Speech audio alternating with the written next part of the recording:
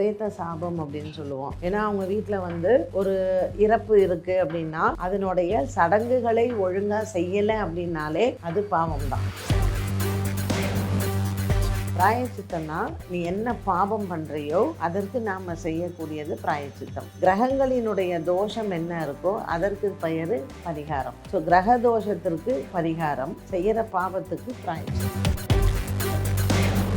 உங்கள் தாத்தாவாக இருக்கட்டும் இல்லை அவங்களுக்கு தாத்தாவாக இருக்கட்டும், இன்னைக்கு நாம் வந்து இவ்வளோ பரிகாரங்கள் இவ்வளோ ஆளுங்க அதெல்லாம் அப்போ இல்லவே இல்லை. அவங்க என்ன பண்ணாங்கன்னா நம்மளுடைய ஸ்பிரிச்சுவல் ப்ராக்டிஸ் என்னவோ அதை டெய்லி பண்ணாங்க.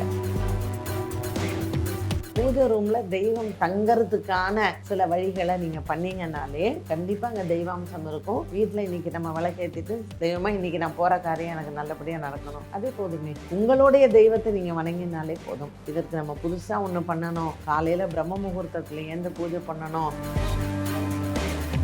கிரகங்கள் உனக்கு செய்யக்கூடிய ஒரு விஷயத்தை தடங்கல் செய்யறதுக்கு உனக்கு ரைட்ஸே கிடையாது. ராகு இதை பண்ணிடுவாரு, இது அது பண்ணாமல் இருக்கிறதுக்கு நான் உனக்கு ஒரு பரிகாரம் பண்ணி தரேன்னு ஒரு ஜோதிடர் சொன்னார்னா அந்த பாவத்தை அவர் எடுத்துக்கணும்.